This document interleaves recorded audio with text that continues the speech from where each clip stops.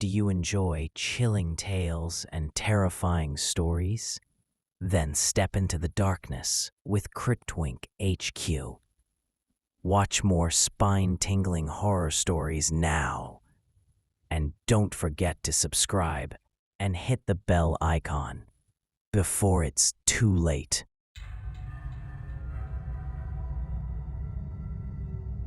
This happened about 3 years ago when I was in my early 20s and living in the Midwest.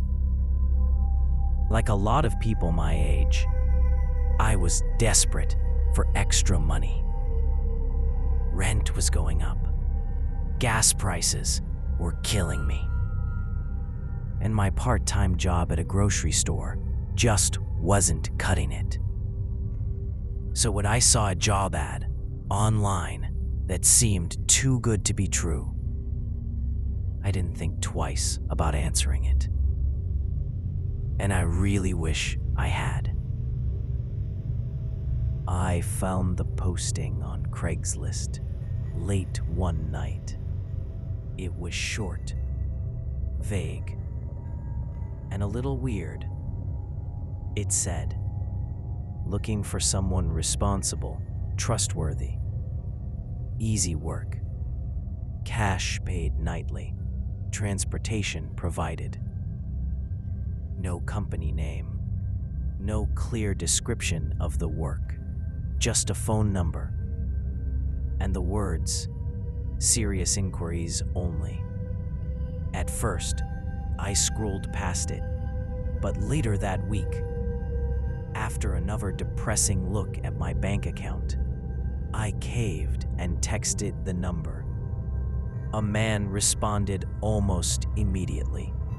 He wrote, "Meet me at the parking lot behind the old Kmart on Route 6 tomorrow night at 9. I'll explain everything. You'll get $200 just for showing up." That should have been the first red flag. Who pays someone just to show up? But $200 for one night was more than I made in 2 full shifts at the grocery store. Against my better judgment, I agreed. The next night, I drove to the old Kmart parking lot.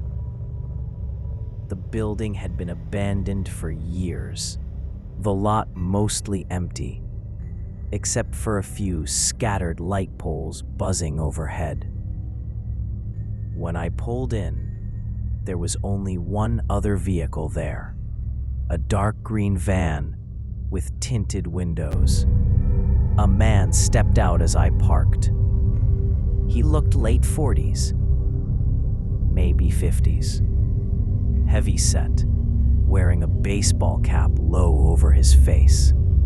He introduced himself simply as Greg. He said the job was delivery work. He claimed he needed someone to ride with him at night, to help move boxes and carry things inside houses. I asked what exactly we'd be delivering. He paused, then smiled in a way that immediately made me uncomfortable. "Don't worry about that. You'll see." I should have left then, but instead, I climbed into his van. The inside smelled musty. The only seats were the driver's seat, passenger seat, and a couple of folding chairs bolted to the floor. No company logos, no paperwork. Just a bunch of plain black duffel bags stacked in the back. We drove out of town into rural back roads. The roads got darker, fewer houses, fewer streetlights. Eventually, we pulled into the driveway of a run-down farmhouse. The windows were dark. The place looked abandoned. Greg told me to grab 2 bags from the back and carry them to the porch. I did what he asked. The bags were heavy, and whatever was inside clanked like metal. When we set them down, the front door opened. A man I'd never seen before stepped out. He didn't say a word. He pulled the bags inside and handed Greg a thick envelope of cash. The rest of that night was a blur. 2 more stops, each one creepier than the last. Always old houses or trailer homes. Always late at night. Always handing off heavy bags in exchange for envelopes of cash. At one house, I thought I heard crying from inside. At another, I swear I saw a shadow move behind a curtain, even though the place looked abandoned. By the end of the night, I'd been paid $300 in cash. Greg dropped me back at the Kmart lot around 3 a.m. He told me if I wanted to make real money, I should come back the next night. I didn't sleep that morning. My mind was racing. What was in those bags? Drugs? Weapons? Something worse? I told myself I wouldn't go back, but later that day, when I checked my bank balance, I realized I was already considering it. That's how they get you. Against my better judgment, I went back.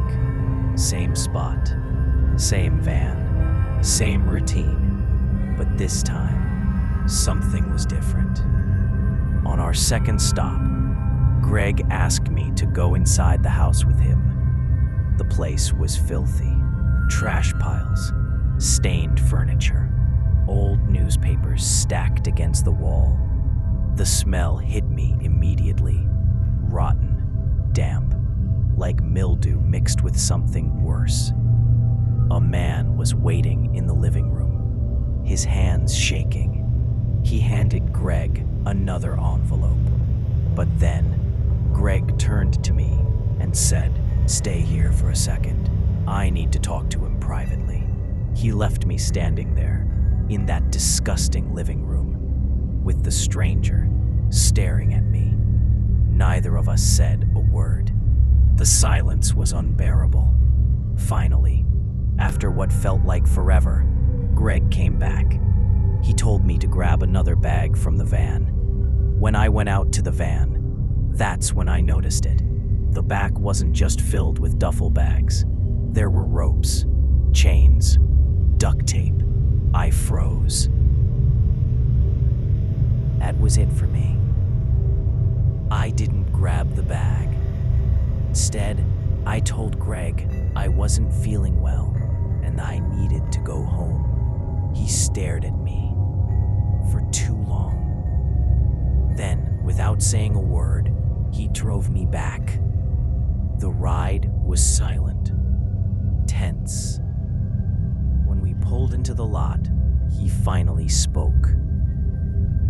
"You're not gonna talk about this, right?" I shook my head, swore I wouldn't. He stared again, then handed me another $100 and told me to get out.